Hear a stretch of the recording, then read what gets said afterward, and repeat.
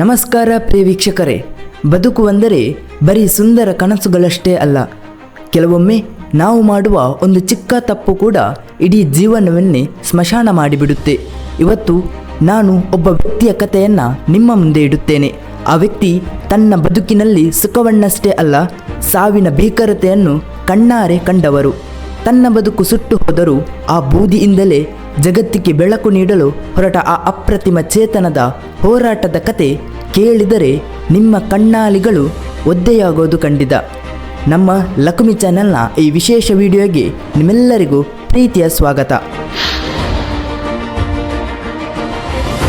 ನೋಡಿ, ನಾವು ಮಾಡುವ ಸಣ್ಣ ತಪ್ಪುಗಳು ನಮಗೆ ಅತಿ ದೊಡ್ಡ ಪಾಠವನ್ನು ಕಲಿಸುತ್ತವೆ. ಆದರೆ ಆ ಪಾಠ ಕಲಿಯುವಷ್ಟರಲ್ಲಿ ಕಾಲ ಮಿಂಚಿ ಹೋಗಬಾರದು ಅಷ್ಟೇ. ಅಂತಹದ್ದೇ ಒಂದು ಪಾಠವನ್ನು ಅತಿ ದುಬಾರಿ ಬೆಲೆ ತೆತ್ತು ಕಲಿತ ಆ ಜೀವದ ಕತೆ ನಮ್ಮೆಲ್ಲರ ಕಣ್ಣು ತೆರೆಸುವ ಸತ್ಯದ ದರ್ಶನ ಮಾಡಿಸಲಿದೆ.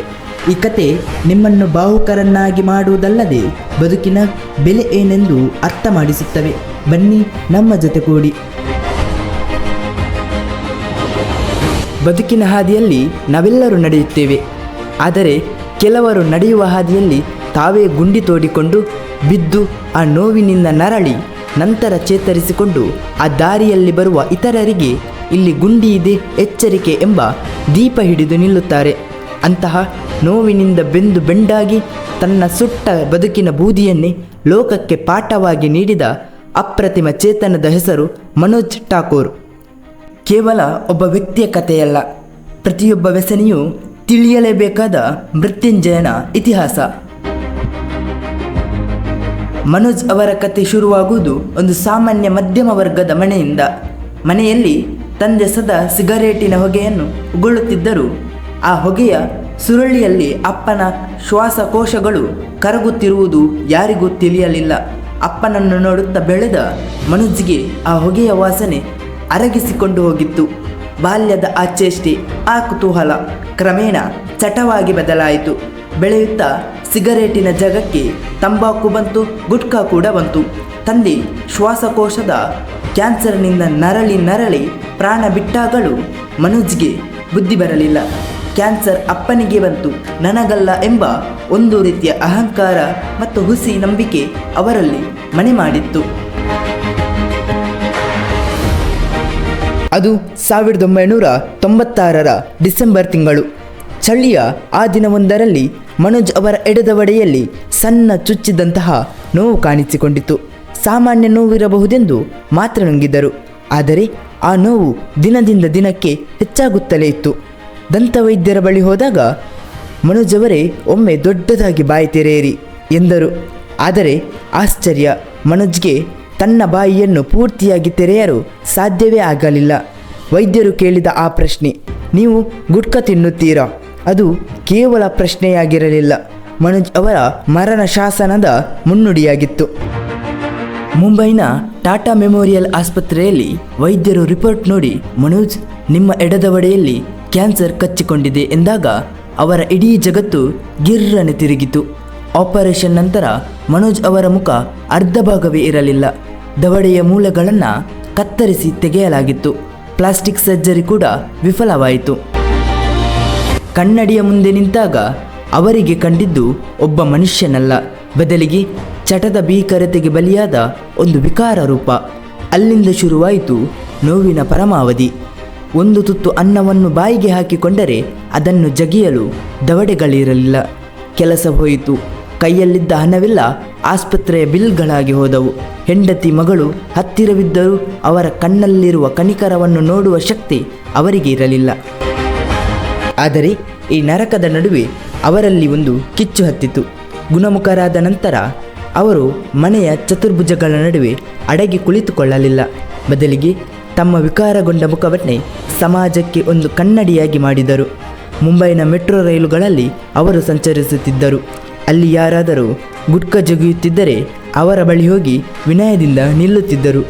ಜನರು ಅಸಹ್ಯ ಪಟ್ಟುಕೊಳ್ಳುತ್ತಿದ್ದರು ಎಂದು ಎದೆಗುಂದದೆ ದವಡೆ ಇಲ್ಲದ ತಮ್ಮ ಬಾಯಿಯನ್ನು ತೆರೆದು ತೋರಿಸಿ, ನೋಡಿ, ಇವತ್ತು ನಾನಾಗಿದ್ದೇನೆ, ಈ ನರಕ ನಿಮಗೂ ಬೇಕೇ ಎಂದು ಕೇಳುತ್ತಿದ್ದರು.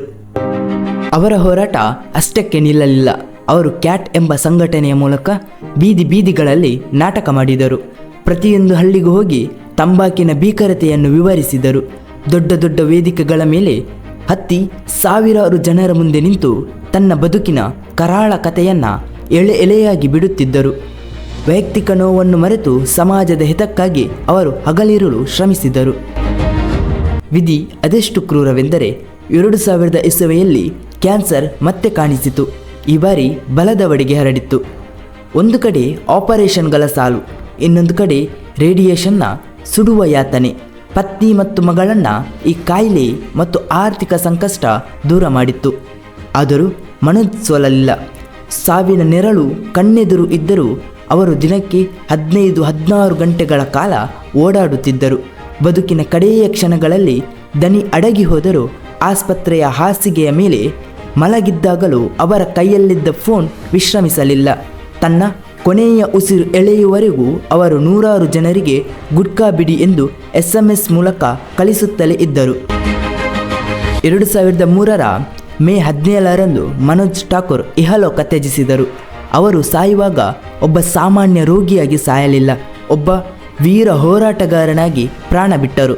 ಇಂದು ನಾವು ದಾರಿಯಲ್ಲಿ ಯಾರೋ ಒಬ್ಬರು ಗುಟ್ಕಾ ಜಗಿಯುವುದನ್ನು ನೋಡಿ ಬೇಡಪ್ಪ ಇದು ವಿಷ ಎಂದು ಹೇಳುವ ಆ ಒಂದು ಕ್ಷಣದಲ್ಲಿ ಮನೋಜ್ ಠಾಕೂರ್ ಬದುಕಿರುತ್ತಾರೆ. ತಾನು ಎಲ್ಲವನ್ನು ಕಳೆದುಕೊಂಡರೂ ಜಗತ್ತಿನ ಯಾವುದೋ ಒಬ್ಬ ಯುವಕನ ಬದುಕು ಉಳಿಯಲಿ ಎಂದು ಬಯಸಿದ ಆ ಮಹಾತ್ಮನ ಕತೆ ಸದಾ ನಮ್ಮೊಳಗೆ ಒಂದು ಎಚ್ಚರಿಕೆಯ ಹಣತೆಯಾಗಿ ಉರಿಯುತ್ತಿರಲಿ. ಮನೋಜ್ ಅವರು ಸಾಯುವಾಗಲೂ ನೂರಾರು ಸಂದೇಶಗಳನ್ನು ಕಳಿಸುತ್ತಿದ್ದರು ಅಂದರೆ ಅದರ ಅರ್ಥ ಇಷ್ಟೇ: ನಾನು ಅನುಭವಿಸಿದ ಈ ನರಕವನ್ನು ಈ ದೇಶದ ಯಾವೊಬ್ಬ ಯುವಕನೂ ಕೂಡ ಅನುಭವಿಸಬಾರದು ಎನ್ನುವ ಅವರ ಕಾಳಜಿ. ಇಂದು ಮನೋಜ್ ನಮ್ಮ ಜೊತೆಗಿಲ್ಲದೆ ಇರಬಹುದು, ಆದರೆ ಅವರ ಆ ಎಚ್ಚರಿಕೆಯ ದನಿ ನಮ್ಮೊಳಗೆ ಮೊಳಗುತ್ತಿರಲಿ. ಬದುಕು ತುಂಬನೇ ಸುಂದರವಾಗಿದೆ. ಆ ಸುಂದರ ಬದುಕನ್ನು ದುಶ್ಚಟಗಳ ಹೊಗೆಯಲ್ಲಾಗಲಿ ಅಥವಾ ತಂಬಾಕಿನ ವಿಷದಲ್ಲಾಗಲಿ ಸುಟ್ಟು ಹಾಕಬೇಡಿ. ಇಂತಹ ಇನ್ನಷ್ಟು ಕುತೂಹಲಕಾರಿ ಹಾಗೂ ಸ್ಫೂರ್ತಿದಾಯಕ ವಿಷಯಗಳೊಂದಿಗೆ ನಾವು ಮತ್ತೆ ಭೇಟಿಯಾಗೋಣ. ವಿಡಿಯೋ ಇಷ್ಟವಾದರೆ ಲೈಕ್ ಮಾಡಿ, ಶೇರ್ ಮಾಡಿ, ಸಬ್ಸ್ಕ್ರೈಬ್ ಮಾಡುವುದನ್ನು ಮರೆಯಬೇಡಿ. ಧನ್ಯವಾದಗಳು.